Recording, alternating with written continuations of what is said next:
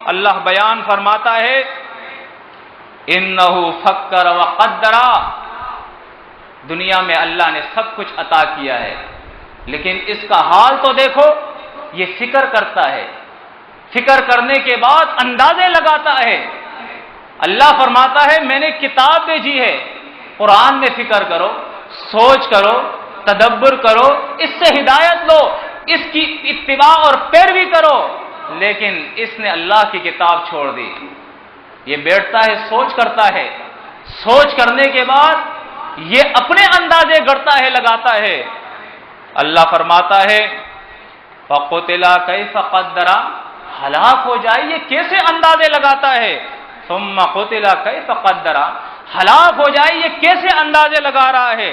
ثُمَّ نَظَرَ، پھر نظر کرتا ہے، کوئی شخص کھڑا ہے توحید بیان کر رہا ہے، کوئی شخص کھڑا ہے اللہ کی کتاب بیان کر رہا ہے، یہ اس پہ نظر ڈالتا ہے۔ ثم عبس وبصر، اور اس کے بعد اس کے ماتھے پہ بل آنا شروع ہو جاتے ہیں، غصے سے چہرہ اس کا پھولنے لگتا ہے۔ قرآن مجید کے اندر اللہ نے ان مشرکین، ان کافرین، ان مخالف قرآن کو کے اندازوں کو اللہ نے بیان کیا ہے، ان کے وہ مناظر ہمیں دکھائے ہیں۔ 3 منظر ان کے ہوتے ہیں، ایک ابسا، دوسرا کلحا اور تیسرا بصرا۔ وہ تینوں انداز اللہ بیان کرتا ہے کہ جب یہ اللہ کی کتاب کی آیتیں سنتے ہیں، ابسا، پہلے ماتھے پہ بل آنا شروع ہو جاتے ہیں، ترشی آتی ہے، قرآن بیان کرنے والا سمجھ جاتا ہے کہ حالت کچھ بگاڑ کی طرف جا رہی ہے، کچھ مخالفت کی طرف جا رہی ہے، انداز کچھ اس کے صحیح نہیں ہے۔ اس کے بعد کلہا، پھر چہرے کے اوپر بے روخی سی آ جاتی ہے، اور بصرا، اس کے بعد یہ ایسا پھولتا ہے کہ قرآن کہتا ہے سورہ الحج کے اندر ان قریب کہ یہ تیرے اوپر حملہ کر دے اے قرآن کے بیان کرنے والے۔ تو یہاں بھی اللہ فرماتا ہے اس کی حالت ثم عبس وبصرا، پھر اس کے چہرے پر، اس کے ماتھے پہ بل آتے ہیں، چہرے غصے سے چہرہ پھول جاتا ہے، ثم ادبرا، پھر پیٹ کرتا ہے، یہ پیٹ پھیرتا ہے، واستکبرا، اور تکبر کرتے ہوئے، انکار کرتے ہوئے وہاں سے چلا جاتا ہے۔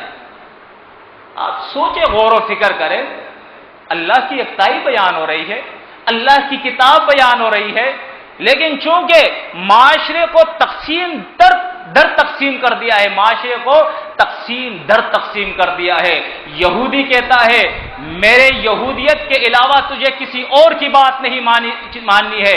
عیسائیت اپنوں والوں کو یہ تعلیم دیتا ہے کہ عیسائیت کے علاوہ تمہیں کچھ اور نہیں ماننا ہے۔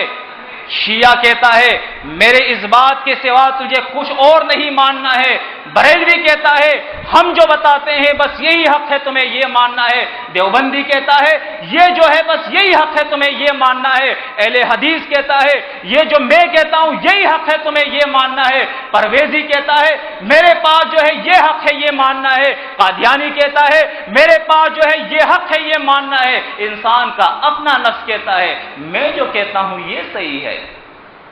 قرآن اس کی تردید فرماتا ہے، قرآن اس کی تردید فرماتا ہے کہ لوگوں اتبعوا ما انزل الیکم من ربکم، اپنے رب کے طرف سے، تمہارے رب کے طرف سے جو کلام آیا ہے، جو وحی آئی ہے، جو کتاب نازل ہوئی ہے، اس کتاب کی اتباع کرو، ولا تتبعوا من دونہ اولیاء، اور اس کے علاوہ اللہ کے علاوہ دوسروں اولیاء کے اپنے دوستوں کی بات نہ مانو، ان کی پیروی نہ کرو۔ ٹھیک ہے، معاشرہ ہے، یہودی بات کہتا ہے، غور و فکر کرے، قرآن کے مطابق ہے، لے لو، صحیح ہے جی، کوئی اختلاف نہیں ہے۔ عیسائی بات کہتا ہے قرآن کے مطابق ہے، بالکل صحیح ہے، کوئی اختلاف نہیں۔ شیعہ کہتا ہے قرآن کے مطابق ہے، کوئی اختلاف نہیں، ہم ماننے کے لیے تیار ہے۔ دیوبندی کہے، بریلوی کہے، اہل حدیث کہے، پرویزی کہے، قادیانی کہے، سکھ کہے، ہندو کہے، اگر قرآن کے مطابق ہے ٹھیک ہے، کوئی اختلاف نہیں۔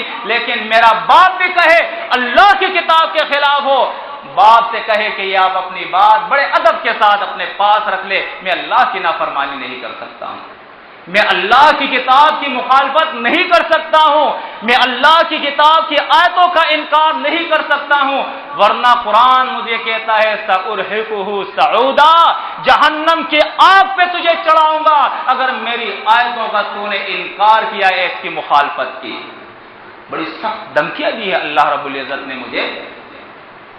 بڑی مقدس کتاب ہے یہ، بڑی اعلیٰ اور عرفہ کتاب ہے یہ شک اور ریب سے پاک ہے، یہ تردد سے پاک ہے، یہ اختلاف سے پاک ہے، یہ ملاوٹ سے پاک ہے، یہ باطل سے پاک ہے، یہ اللہ کی کتاب ہے، وہی ہوئی ہے۔